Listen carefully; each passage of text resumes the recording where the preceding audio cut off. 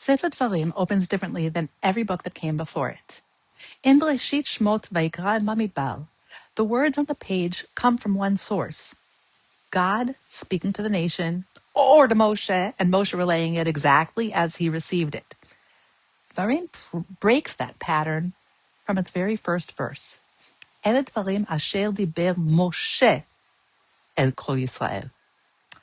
These are the words that Moshe spoke to all of Israel. Not these are the words that God spoke and Moshe relayed, but these are the words that Moshe spoke. That's why the sages gave this book its own name in the Talmud, the Mishnah Torah, a repeated telling of the Torah. And it's worth sitting down with what that name actually means. This isn't God dictating the same material a second time, at least according to many of the sages. It's Moshe himself, in the final weeks of his life, standing before a nation about to cross into the land, choosing to go back over everything they've lived through. In his own words, from his own perspective, adding in his own narrative.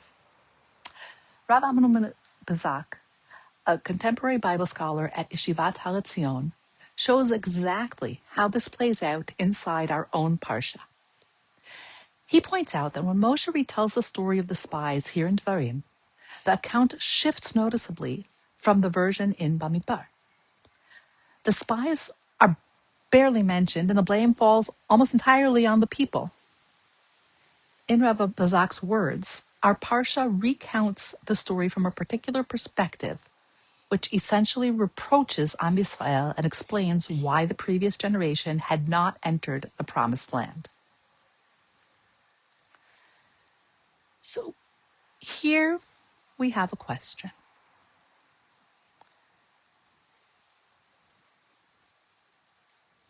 Notice how the Torah describes what he's about to do. Ho'il Moshe be'er et haTorah hazot. Moshe undertook to explain this Torah. Sadia Gaon, the 10th century head of Sura's Academy in Babylonia, reads that verb with real weight. In his words, Moshe waxed lengthy in his explanation of the Torah, and, he adds, apparently of his own volition. So,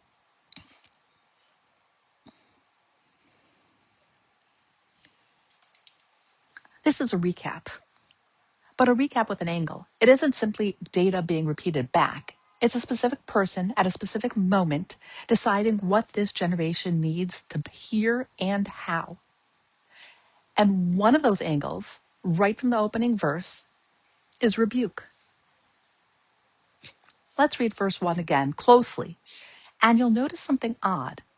At the end, it lists a string of place names, Tofel, Lavan, Chatzerot, Dizahav. Several of them don't correspond to any location the Torah has mentioned before, or any geographic place we found today. The Sifrei Devarim, an ancient halachic midrash, noticed this centuries ago, and so did Targum Onkelos, the Aramaic translation preserved in the academies of Babylonia. Both read these names not as geography, but as code. Dizahav, enough gold, is understood as a veiled reference to the golden calf. Lavan, white, points to the people's complaints about the whiteness or blandness of the manna. Onkelos doesn't even render them as place names. He translates the verse as a direct description of the incidents themselves. Sifrei Devarim quotes this in Devarim 1:1. In other words, before Moshe says a single word of law, the very geography of his introduction is already doing quiet work, reminding this generation of what their parents got wrong without ever having to say it outright.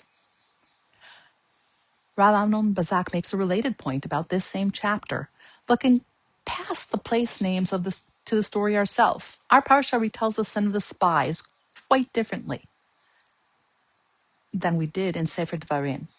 And in his words, our parsha recounts the story from a particular perspective, which essentially reproaches Am Yisrael, which is also why it preserves Moshe's rebuke to the nation, a rebuke that Sefer Bamidbar never mentions at all.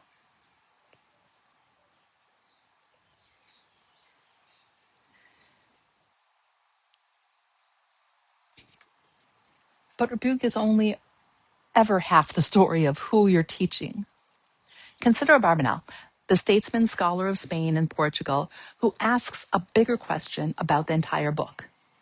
If Devarim is really just repetition, why include it at all? His answer is worth contemplating. He writes that there is no commandment anywhere in Devarim that cannot be found in the 4 books that came before it, whether stated outright, briefly touched upon, or only hinted at. Finding them, he says, is like searching for treasure. Nothing here is new information. What's new is the audience, and what's new is the moment.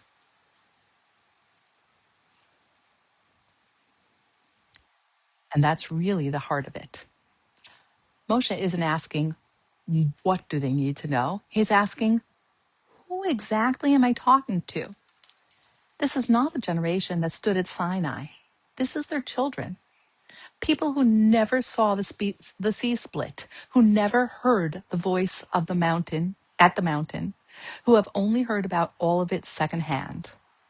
You cannot teach that generation the same way that you taught their parents. You have to meet them where they are. Now, that idea has a history in our own tradition, and it comes from Mishle. Chanoch lenar al pi darko. Train a child according to his own way. Devarim is that verse in action.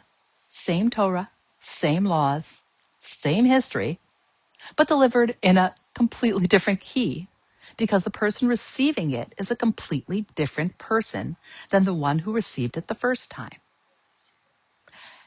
And this is where Ramban's approach becomes so valuable, because he's the one who draws the clearest line between what changes and what doesn't.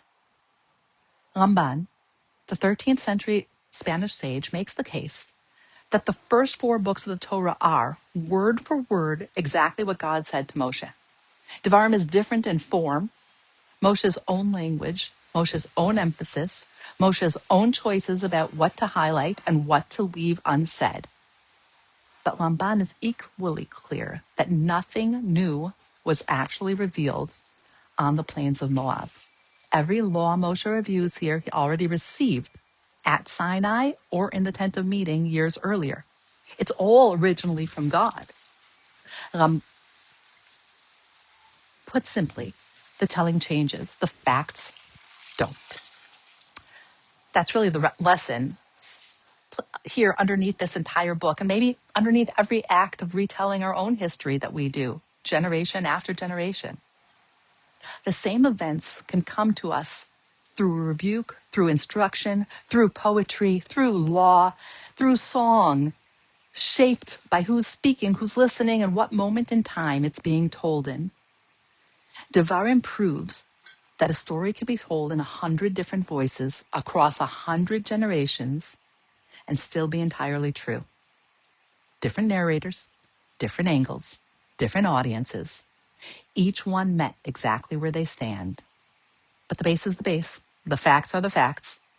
And it's Moshe himself, not a narrator standing outside the story, but the man who lived every mile of it, who teaches us that the retelling is not a departure from the truth.